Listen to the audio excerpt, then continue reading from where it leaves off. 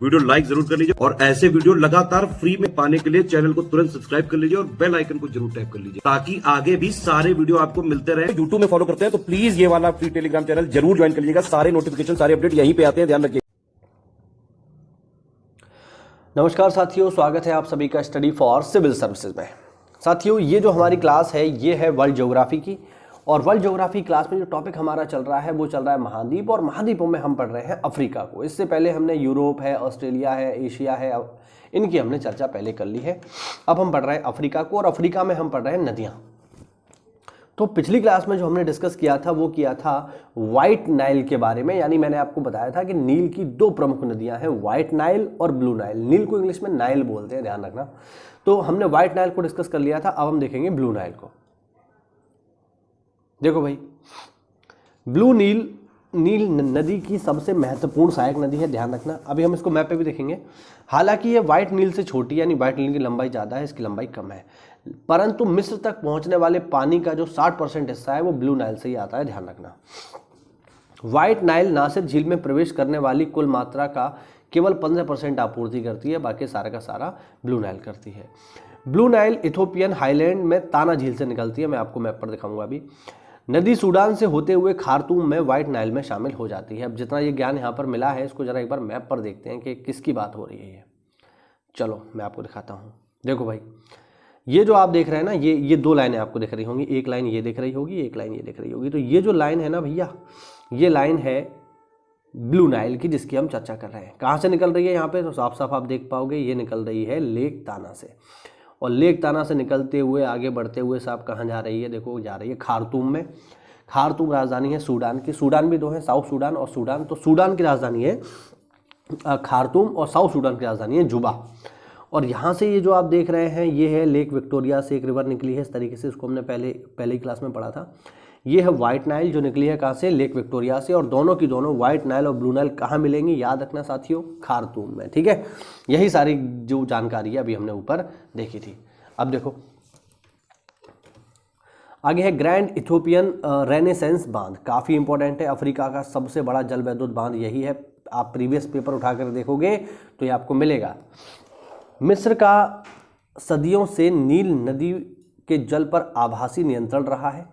मिस्र पहुंचने वाले पानी का लगभग 86% इथियोपिया से आता है, ध्यान रखना। मिस्र नील नदी का 66%, सूडान 22% पानी प्राप्त करता है और शेष वाष्पीकृत हो जाता है। ठीक है, यानी आप देखो तो केवल 88% पानी ही यूज आ रहा है, बाकी सारा का सारा पानी गर्मी की वजह से भाप बनकर उड़ जाता है अफ्रीका महाद्वीप में। ठीक है, इथियोपिया के भारी योगदान के बावजूद नदी प्रणाली से इथियोपिया के द्वारा पानी का उपयोग ना के बराबर है, ध्यान रखना। तो हो सकता है पेपर में आपसे इस तरीके से पूछ ले कि बताइए वह कौन सा देश है जहाँ से होकर के नील नदी बहती है लेकिन वह उसके पानी का इस्तेमाल ना के बराबर करता है, तो आपका जवाब होगा इथियोपिया। ठीक है, आगे बढ़ते हैं। आगे है नील की अगली सहायक नदी जिसका नाम है अटबराह नदी।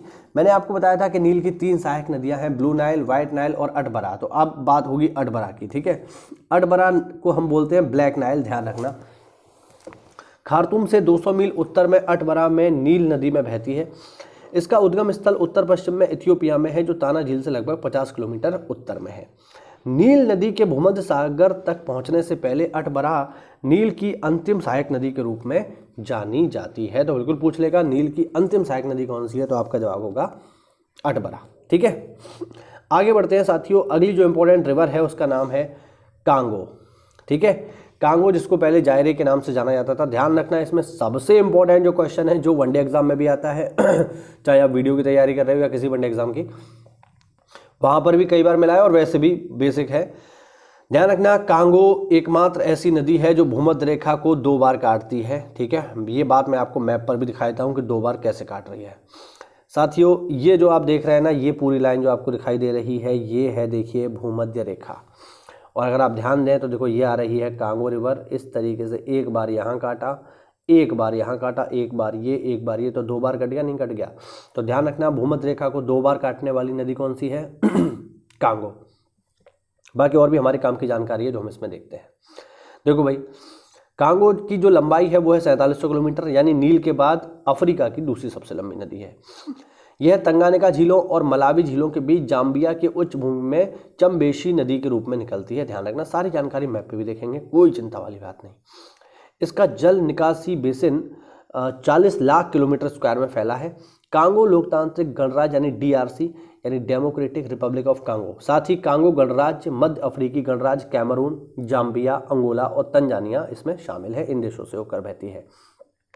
किशांसा DRC की राजधानी कांगो नदी के बाएं तट पर स्थित है। सब मैप पर देखेंगे। ब्राज़ाविल जो कांगो गणराज्य की राजधानी है, कांगो के दाहिने तट पर मौजूद है। जरा जितनी भी जानकारी, जो भी ज्ञान हमें मिला है उसको एक बार देखते हैं। ठीक है, यहां से देखो कहां से निकली है साहब, लेक तंगानिका से। ठीक है, और नीचे आपको दिखाई देगा लेक, ठीक है, मवेरू, यहाँ से ये बेसिकली निकलती है। ठीक है, और नीचे की तरफ आपको दिखाई देगी लेक मलावी, तो ये भी इसका उद्गम स्थल माना जाता है। यहाँ से बहती हुई देखिए साथियों ऊपर बढ़ रही है, ये भूमध्य रेखा को एक बार काटा। ठीक है, और फिर यहाँ से कट करते हुए साहब आगे की ओर बढ़ रही है। और ये अगर आप ध्यान दोगे यहाँ पे, है ना, थोड़ा सा ध्यान देने की ज़रूरत है। ये आप ध्यान दो तो ये है, देखो थोड़ा सा जूम कर लेता हूँ मैं जिससे बेहतर आपको दिखाई दे। देखो भाई, ये आपको दिखाई देगी राजधानी, ये राजधानी है किसकी, डेमोक्रेटिक रिपब्लिक ऑफ कांगो की। ठीक है, और ऊपर की तरफ राजधानी दिखाई देगी आपको ब्राज़ाविले, ये है कांगो की राजधानी। ठीक है, तो दोनों ही जो है कांगो के तट पर बसी हुई है, आप स्पष्ट रूप से यहाँ पे देख सकते हो। चलो आगे बढ़ते हैं। आगे देखिए, अगली बात होगी नाइजर नदी की। नाइजर की लंबाई है 4200 किलोमीटर और नील और कांगो के बाद अफ्रीका की तीसरी सबसे लंबी नदी है। यानी तीन कौन कौन सी होंगी, पहली नील, दूसरी कांगो, तीसरी नाइजर। कहाँ से निकलती है साहब, तो दक्षिण पूर्व गिनी में, गिनी हाईलैंड में स्थित है। मैं आपको मैप पर भी दिखाऊंगा, चिंता वाली बात नहीं। यह माली, नाइजर, बेनिन के साथ सीमा पर फिर नाइजीरिया के साथ बहती है और नाइजर डेल्टा के माध्यम से अंततः गिनी खाड़ी में समाप्त हो जाती है। ठीक है, तो चलिए देख लेते हैं, जरा बात करेंगे नाइजर नदी की, नाइजर रिवर। ठीक है, तो देखते हैं जरा कहाँ से निकलती है साहब। तो इसका उद्गम कहाँ पर है, इसका उद्गम है गिनी में। ठीक है, गिनी। चलिए पहले मैं आपको रिवर एक बार दिखा देता हूँ जिससे आपको क्लियर हो जाए। ये जो रिवर आप देख रहे हैं ना, ये वाली, ये कहाँ गया, ये जो रिवर आप देख रहे हो ये वाली, ये है साथियों नाइजर रिवर। ठीक है, देख सकते हो ना आप लोग, इसको प्रॉपर आपको दिखाई दे रहा होगा। ठीक, तो यहाँ से ये निकलती है साथियों, जिसका नाम है, एक सेकेंड, तो चलिए ये बात हुई हमारी नाइजर रिवर की, ये आप देख सकते हो। ठीक है, चलो आगे देखते हैं। अगली रिवर है हमारे पास जाम्बेजी। ठीक है, जाम्बेजी अफ्रीका की चौथी सबसे लंबी नदी है और अफ्रीका की सबसे लंबी पूर्व की ओर बहने वाली नदी है, यानी पूरब की ओर जाती है। यह नदी Angola, Zambia, Namibia, Botswana, Zimbabwe, Mozambique की सीमाओं को पार करती है। करीबा और कहोरा बासा बांध अफ्रीका की दो सबसे बड़ी पनबिजली परियोजनाएं जाम्बेजी नदी पर ही स्थित हैं। ठीक है, मैप पर आपको एक बार दिखाता हूँ जाम्बेजी। ठीक है, चलिए, ठीक है। ये देख लो, ये जो आपको रिवर दिखाई दे रही है, ये वाली, ये, ठीक, ये है जाम्बेजी नदी। ठीक है, और मोजाम्बिक के पास क्या होता है, ये समुद्र में विलीन हो जाती है, मोजाम्बिक चैनल के समीप। ठीक है, तो ध्यान रखना।